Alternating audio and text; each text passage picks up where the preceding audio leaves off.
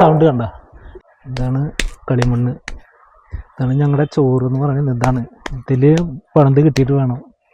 ഞാനിപ്പോൾ ഉള്ളത് തൃശ്ശൂർ ജില്ലയിലെ വടക്കാഞ്ചേരി മങ്ങാട് എന്ന് പറയുന്ന സ്ഥലത്താണ്. ഇപ്പം നമ്മുടെ തൃശ്ശൂർക്കാർ ഒരു 10-40 വർഷങ്ങൾക്ക് മുന്നേ കണ്ടെത്തിയിട്ടുള്ള ഒരു വലിയൊരു കണ്ടെത്തലുണ്ട്. അത് മറ്റൊന്നല്ല, ഇതിപ്പോൾ ഇവിടെ ഇരിക്കുന്ന കാണാം, എൻ്റെ പുറകിൽ ഈ കാണുന്ന കളിമൺ റിങ്ങുകളാണ്. 40 വർഷങ്ങൾക്ക് മുന്നേ പാത്രമംഗലം എന്ന് പറയുന്ന തൃശ്ശൂർ ജില്ലയിലെ ഒരു സ്ഥലത്താണ് ആദ്യമായിട്ട് ഉൽപാദനം ചെയ്യപ്പെടുന്നത്. ഇതിൻ്റെ ഗുണം എന്ന് പറയുന്നത് കിണറ്റിലെ വെള്ളം പൂർണ്ണമായും ശുദ്ധമായിരിക്കും. മാത്രമല്ല, നമ്മൾ കളിമൺ ഭരണിയിലൊക്കെ വെള്ളം കുടിക്കാറില്ലേ, ആ വെള്ളം കുടിക്കുമ്പോൾ അതിനുണ്ടാകുന്ന പ്യൂരിറ്റി, അതിൻ്റെ ഒരു തണുപ്പ്, ഇതൊക്കെ നമ്മുടെ വീട്ടിലുള്ള കിണറ്റിലെ ആ ഒരു വെള്ളത്തിനും ഉണ്ടാകും എന്നുള്ളതാണ് അതിൻ്റെ പ്രത്യേകത. മണ്ണുകൊണ്ടാണ് പൂർണ്ണമായിട്ടുള്ള അതിൻ്റെ നിർമ്മാണം, കോൺക്രീറ്റോ മറ്റുള്ളതൊന്നുമല്ല. ഇതിന് വലിയ രീതിയിലുള്ള പ്രാധാന്യം നമ്മുടെ നാട്ടിൽ ഇപ്പോൾ ഉണ്ട്. കളിമൺ റിങ്ങുകളുടെ നിർമ്മാണം നടക്കുന്ന ഒരു സ്ഥലത്തേക്കാണ് ഞാനിപ്പോൾ വന്നേക്കുന്നത്. ഞാൻ നേരത്തെ സൂചിപ്പിച്ച പോലെ ഇതൊക്കെയാണ് കളിമൺ റിങ്ങുകൾ. അപ്പോൾ ഇതിനെക്കുറിച്ച് വളരെ ആധികാരികമായിട്ട് നമ്മളോട് സംസാരിക്കാൻ കഴിയുന്ന ഒരാളെ ഞാൻ നിങ്ങൾക്ക് മുന്നിലേക്ക് പരിചയപ്പെടുത്തുകയാണ്. ഉണ്ണിയേട്ടൻ.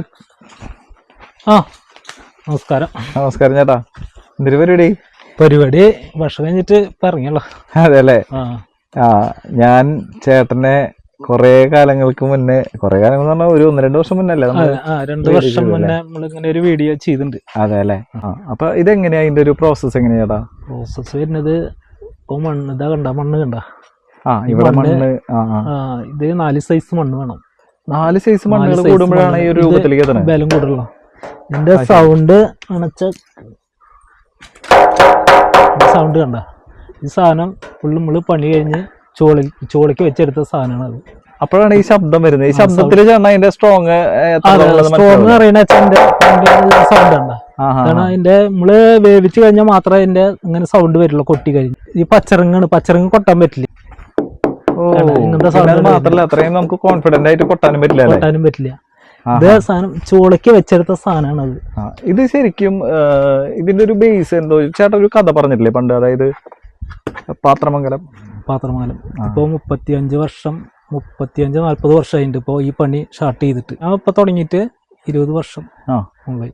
ഇവിടെ തന്നെ തുടങ്ങിയതും മങ്ങാട് എന്ന് പറയുന്ന സ്ഥലത്ത് നിന്നാണല്ലേ?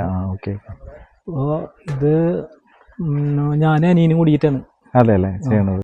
ഒരു റിങ്ങനെ നമ്മള് പോകുന്ന രൂപത്തിലെ ഉണച്ച 2 ആഴ്ച വരും. 2 ആഴ്ച എടുത്തിട്ടാണ് ഇത് ഇതുപോലൊരു ഐറ്റായി മാറുന്നത് അല്ലേ? ഓക്കെ. എന്നിട്ട് അധ്വാനം കൂടുതലാണ് ഇതിന്. അതല്ലേ മുന്നത്തെ പോലെ ഒന്നല്ല. എല്ലാറ്റിനും മണ്ണായാലും വിറകായാലും ചകിരിയായാലും പൈസ എന്തൊക്കെ വേണം ശരിക്കും. മണ്ണ് 4 തരത്തിലുള്ള 4 സൈസ് മണ്ണ് വേണം. വിറക് വേണം, ചകിരി വേണം. നമുക്കിത് ചോളിക്ക് തന്നെ എടുത്തു വെക്കണ 5 ആള് വേണം. 5 ആളെ കൂലിക്ക് വിളിക്കണം. ഇപ്പൊ കയറ്റാനായാലും ഇറക്കാനായാലും 5 ആള്. അതിനനുപാതികമായിട്ടുള്ള ഒരു വേതന ചേട്ടൻ ഇതിന് ഉണ്ടാക്കാൻ പറ്റണ്ട? നമ്മള് എന്ന് പറഞ്ഞു കഴിഞ്ഞാൽ ഇതിപ്പോ കൊലത്തുള്ള ചോദിക്കാൻ കാരണം എന്താ വെച്ചാൽ ചേട്ടാ കുറച്ച് സാഹചര്യം ഇത്തിരി മോശമാണ്. പക്ഷെ നമുക്ക് വേറെ പണി അറിയില്ല. നമുക്ക് ഇതിന്റെ മണ്ണിനെ പറ്റിയിട്ട് ചെറിയ പണിയൊക്കെ അറിയില്ല. വലിയ പല ഡിസൈൻ ചെയ്യുന്ന ആൾക്കാരുണ്ട്. നമുക്ക് അതിനെ പറ്റി അറിയില്ല. അപ്പൊ റിങ്ങായാലും മൺപാത്രങ്ങളായാലും. എത്ര ഉണ്ണിയാളാ? എനിക്ക് 3 ആള്. മൂത്താള് ദേവിക, രണ്ടാമത്തെ ആള് വേദിക, മൂന്നാമത്തെ ദീപിക. ഇതൊരു പ്രൊമോഷൻ അങ്ങനത്തെ പരിപാടിയൊന്നും അല്ല. പ്യുവർലി നമ്മളിത് ഈ ചേട്ടനെ ഹെൽപ്പ് ചെയ്യാൻ വേണ്ടിയിട്ടാണ് കേട്ടോ. ആളെനിക്ക് ഒരു 1-2 വർഷമായിട്ട് അറിയാം. ഞാനിതിന് മുന്നേ ഇതുപോലെ എൻ്റെ ചാനൽ വീഡിയോ കണ്ടിട്ട് എൻ്റെ അടുത്ത് ഇങ്ങനെ ഒരു വീഡിയോ ചെയ്തൊരു ഇത്തിരി ബുദ്ധിമുട്ടില്ലാന്ന് പറഞ്ഞപ്പോൾ അന്നൊന്ന് ചെയ്തതാണ്. പിന്നെ ഞാൻ ഇന്നാണ് ആളെ കാണുന്നത്. ഇപ്പോഴും ആൾക്ക് ഒരു ആവശ്യം തന്നെയാണ് കേട്ടോ.